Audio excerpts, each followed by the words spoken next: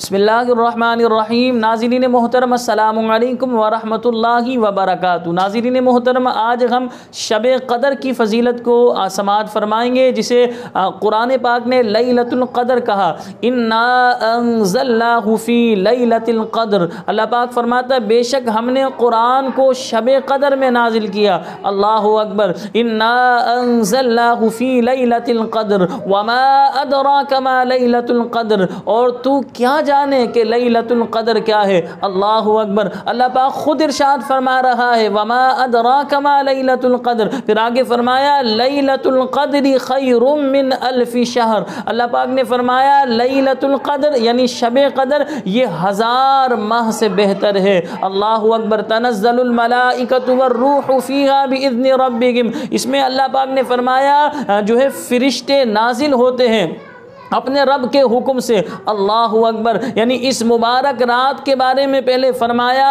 کہ اس رات میں قرآن نازل ہوا، اس رات کے بارے میں فرمایا یہ 1000 ماہ سے بہتر ہے۔ اس رات کے بارے میں بتایا گیا کہ اس رات میں شب قدر میں فرشتے آسمان سے زمین پر نازل ہوتے ہیں، اور فرشتے ہم نے کتابوں میں پڑھا لوگوں سے مصافحہ کرتے ہیں، اور جبریل امین بھی مصافحہ کرتے ہیں۔ اللہ اکبر۔ جبریل امین بھی ہوتے ہیں، اسی طرح فرشتے زمین پر آتے ہیں، لوگوں سے مصافحہ کرتے ہیں۔ یہ مبارک رات ہے، اس کا پس منظر تھوڑا سا سماعت فرمائیں۔ اس کا پس منظر اس طرح ہے کہ جو ہے ایک بزرگ کے بارے میں بتایا جاتا ہے شمعون نامی، انہوں نے کئی سال تک اللہ رب العالمین کی اس طرح عبادت کی کہ یہ دن میں روزہ رکھتے اور جو ہے رات میں اللہ تبارک و تعالیٰ کی عبادت کرتے، اور دن میں روزہ ہونے کے باوجود اللہ کی راہ میں جہاد کرتے۔ سالوں انہوں نے اس طرح گزار دیے۔ صحابہ کرام علیہم الرضوان کے سامنے، صحابہ کرام علیہم الرضوان کو جب رسول پاک صلی اللہ علیہ وسلم نے یہ بنی اسرائیل کے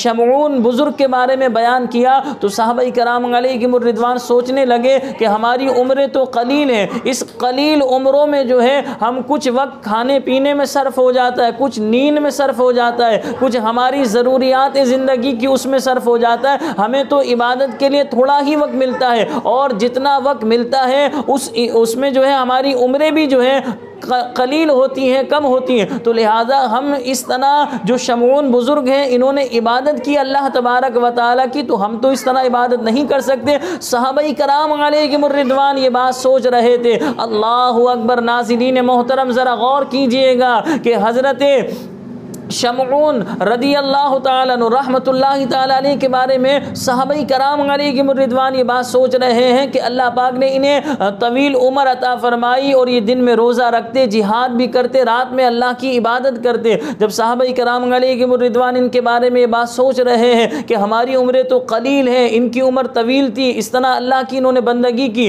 تو نبی کریم صلی اللہ علیہ وسلم کی بارگاہ میں جب صحابہ اس طرح بیٹھے ہوئے، اللہ پاک نے کرم نوازی فرمائی اپنی امت کو، یعنی نبی کریم صلی اللہ علیہ وسلم کی امت کو جو ہے اللہ رب العالمین نے یہ بشارت عطا فرمائی کہ محبوب ہم آپ کی امت کو ایک ایسی رات دیتے ہیں جو ہر سال آئے گی، آپ کی امت اگر اس رات میں عبادت کر لے گی تو گویا کہ 1000 ماہ کی عبادت سے زیادہ انہوں نے عبادت کر لی۔ اللہ اکبر۔ یہ اللہ پاک کی کرم نوازی، اس رات کو جو ہے پوشیدہ رکھا گیا، یہ رات ہمیں اللہ کریم نے عطا فرمائی۔ اور آپ ذرا غور کیجئے گا اس مبارک رات کے ملنے کے باوجود اس رات کو جو ہے لوگ غفلت میں گزار رہے ہوتے۔ ویسے اس رات کا ایک مقررہ وقت تو بیان نہیں کیا گیا، اسے پوشیدہ رکھا گیا، لیکن اسے بتایا گیا کہ رمضان کے آخری عشرے کی طاق راتوں میں اسے تلاش کیا جائے تاکہ ہم اللہ کی بندگی کر کے، عبادت کر کے جو ہے اس رات کو گزاریں۔